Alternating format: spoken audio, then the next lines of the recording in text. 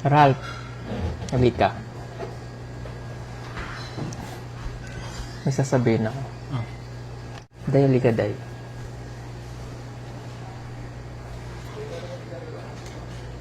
May sasabihin ako sa inyong dalawa. Hindi na to script. Niwala din eh. Oo, totoo na. Yahoo! Hindi na nga to script. Lakas ng trip neto eh. Full na ako. Umulog. Tatalok ka dyan oh. Decision mo na yan, Tlo. Hindi nga. Tinisiri nga lang. Hindi na nga to teleserye, kaya kasabi ko kahit ano sabihin mo sa akin ngayon, kahit mag-decide ka na kung anong gusto, tatanggapin ko yun. At least nasabi ko na sa'yo. Kaya nga sabi ko, ititigil na natin yung teleserye. Kasi sinabi ko na. Pag sinabi ko yun, halimbawa, sinabi mo yung feelings mo na hindi talaga pwede. Kaya titigil ko. Kasi mahirap naman, kung magawa tayo ng teleserye, may nasasaktan. Diba?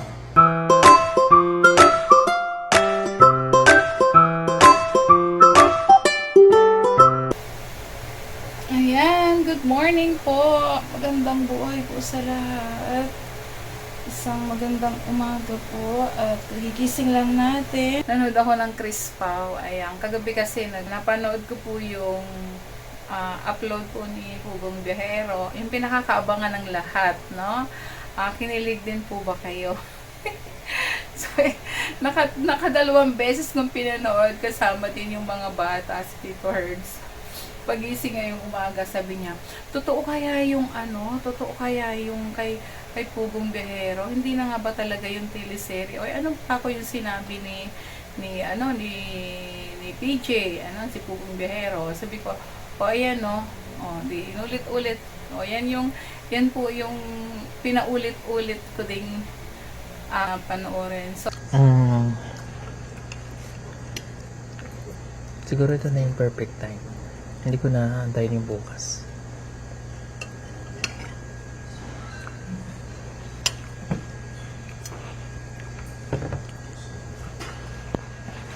Sasabihin ka? Ano yun? May haminin ako sa'yo.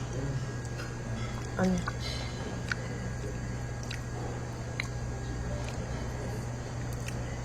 Hindi ka magagalit? Ba't naman na magagalit? Hindi ka magagalit? Hindi. Bakit? Ano ba yun?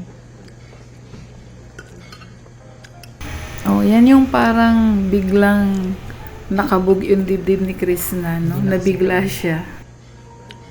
Hindi na ito tungkol sa teleserye. Tapos? Hindi na ito tungkol sa ginagawa natin ganito lang. Nanonood sa atin yung viewers natin. Sorry po mga kabayan. Hindi na kasi ito tungkol sa teleserye lang. So, syempre, no, ako, hindi ko naghahalong ewan. Sorry po mga kabayan. Hindi na kasi ito tungkol sa teleserye lang. Hindi ka magagalit. Ba't ka lang magagalit?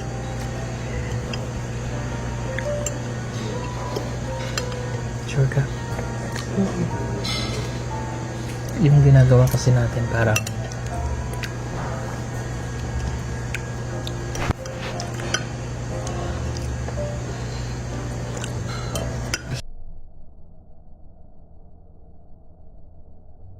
totoo na to.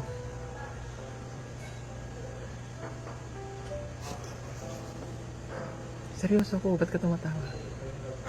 Hindi nga. Tapos? Wala akong sagot. Hindi na ito tungkol sa teleserye. Okay. Seryoso, Seryoso naman ako eh. may aminin nga ako sa'yo. Ano ngayon? Ayan na ba?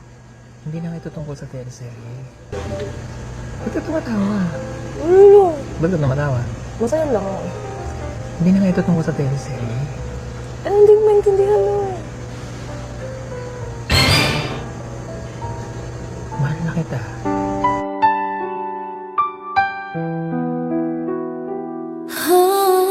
Parang then, di ba, tinawag niya si Ralph at saka si Paul. So, napaka-exciting talaga yung ano na yun, yung part na yun. Ralph. Halika. Kasi, nag-reactor din Sasabihin ako. Dahil Kaya parang hindi ko na rin matiis, no, yung aking reaction doon sa napanood ko nga kagabi. Hindi pa tayo nakakabang. So, chika-chika lang muna tayo, Marites, no. At ang dami kasing, ngayon pagising ko kasi, parang, kasi nag-uusap kami, the friends, pagising, sabi niya, uy, ano kaya, totoo kaya yung kay Pugong Biyahero. Sabi ko, ano ba sinabi ni Pugong Biyahero? Ay di, malay mo naman, wala namang masama. Sabi ko nga ganyan. Kung pumapag-ibig na talaga si Pugong Biyahero, hindi naman ata masama yun. Kasi nga, binata naman siya, dalaga naman si Krishna. O ano bang masama kung ma-inlove sila sa isa't isa. So, kayo ba naniniwala na hindi na yun teleserye talaga? So, ay, kasi ang sabi nila, ano daw yung masasabi ko, Nanay Needs, ano ba yung reaction ninyo? Ang dami kong comment at may nag-PM pa sa akin. Grabe kagabi, hindi ko na kayo nasagot. Syempre, antok na din ako. Tsaka, pag ganun kasi tinitingnan, pasensya natin, wala na din ako kasi time mag-response, mag-reply. So, ahoo! Nakakatuwa talaga, no? So, yung nakita mo yung nila, yung flow ng kanilang vlog, no, from ang daming sumusubaybay, kaya thank you po doon sa mga suporta ninyo, sa mga followers po ng Pugong Biyahero team. At ako din, no, kahit pag yung hindi po ako busy, no, alam niyo naman, yung aming trabaho, busy talaga. So, ako'y natutuwa po, no, sa love team noong dalawa, no, at yun nga, yung mga sinasabi doon ni Paul, yung isang, nung last night, sabi niya, parang bumabata siya, no.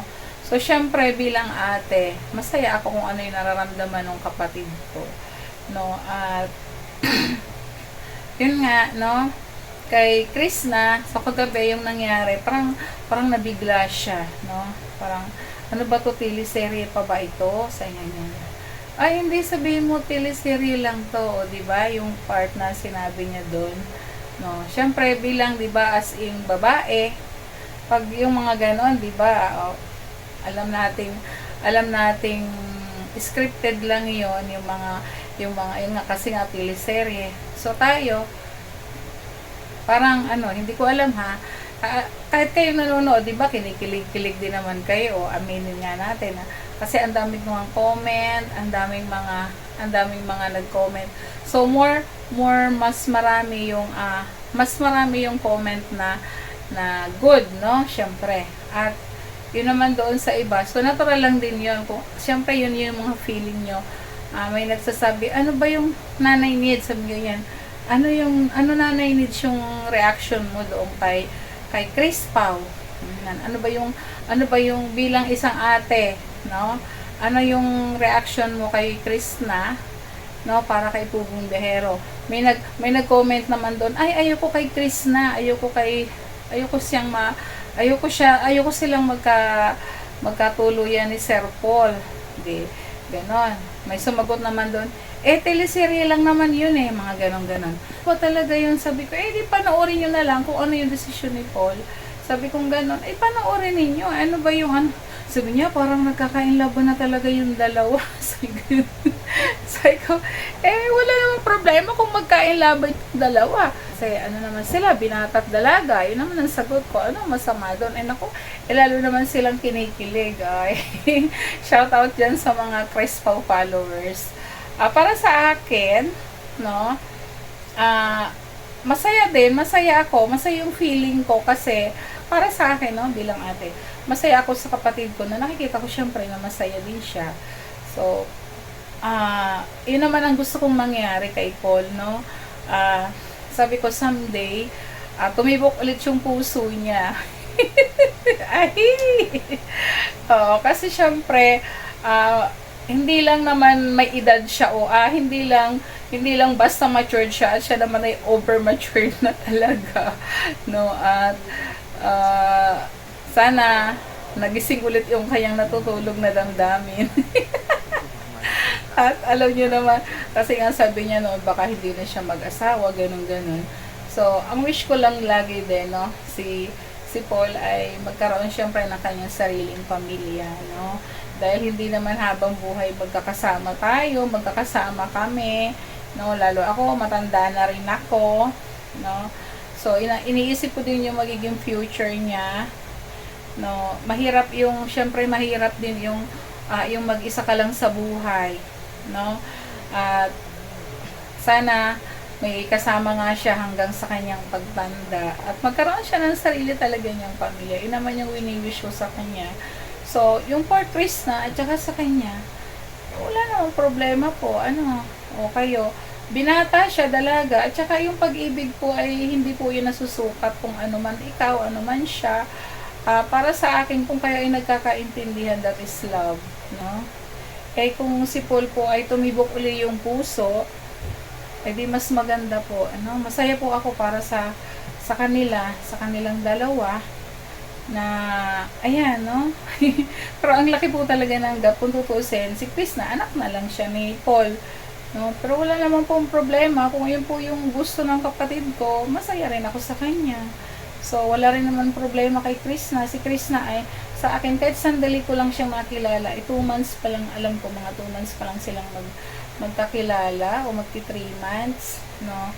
Si Krishna ay nakasama din namin dito ng ilang araw sa bahay, kasi, noong first, second na pag-uwi dito ni Paul, na sa akin siya tumuloy, no, dito sa amin. At nakasama ko lang din siya ilang sandali. Hindi naman siya mahirap pakisamahan. At hanggang pag-uwi namin din doon sa Davao, nung nagpunta kami ng Davao, nakita ko din yung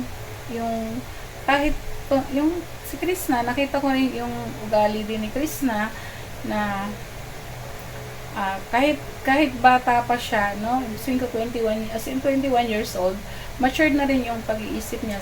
Nakita ko kay Krista naman, siya naman ay, para sa akin, totoong tao siya. Wala naman siyang tinago, kahit doon sa bahay nila, pagpunta namin. So, natuwa ako kahit kung sa lola niya. No game naman. So, at saka, parang sa nakikita ko dun sa mga video nilang dalawa, so, masaya sila, no? Simpleng lang. Yun, ang gusto kasi naman din ni Paul, yung simpleng buhay. Hindi naman yan, kasi laki kami sa hirap, no? Baka ito na yung talagang time na tumibok na yung puso niya. At saka, baka si Krishna talaga yung, yung babaeng tinadhana. Kaya ngayon lang ulit dumating sa kanya yung pag-ibig, no? Maaring si Paul ay umibig na before, nawala na yon. So marami pang mga nangyari. So siguro ito na yung pagkakataon na ma-inlove ulit siya, at baka ito si Krishna na talaga yung babae. Not sure, pero masaya ako, no? Kung magkasundo silang dalawa, no, wala sa akin problema. Hindi ako, ibig sabihin ko, wala sa akin problema kung ano yung gusto ng kapatid ko at saan siya masaya. So, syempre, as ate, masaya na rin ako. O kayo, masaya ba kayo? Okay, pag-pray natin po sila at sana parang hindi, kahit dito sa bahay, hindi sila maniwala. Ano ba talaga? Nalilito sila. Ay, kung ano man yon, sana totoo. No, masaya ako. Kung totoo talaga, masaya ako. At sana, sabi nga nila, malungkot kasi si Krishna, hindi naman siya pinansin. Natural lang po yun sa babae. No? Wala nga namang pag sinabihan ka ba na, ay, mahal kita, mahal na rin kita. Siyempre, yung mga babae, pakipot din yan eh. At saka, hindi naman agad ganong kabilis. So, pag-isipan din nilang parehong dalawa. So, pag-isipan. Kaya sabi nga ni Paul kay Krishna, pag-isipan mo, iintayin kita. So, yun. O, Yan. Yung iba pong kasagutan, saka ko na lang po sasagutin. At abangan niyo pa po ang ibang mga detalye. At ang pinakaabang-abangan talaga natin yung February 14. O, yan dyan. So, doon yung mapapatunayan kung talagang totoo na talaga yan. Ayan. Thank you po for watching. That is my reaction for Chris Pao. Happy weekend po. Thank you.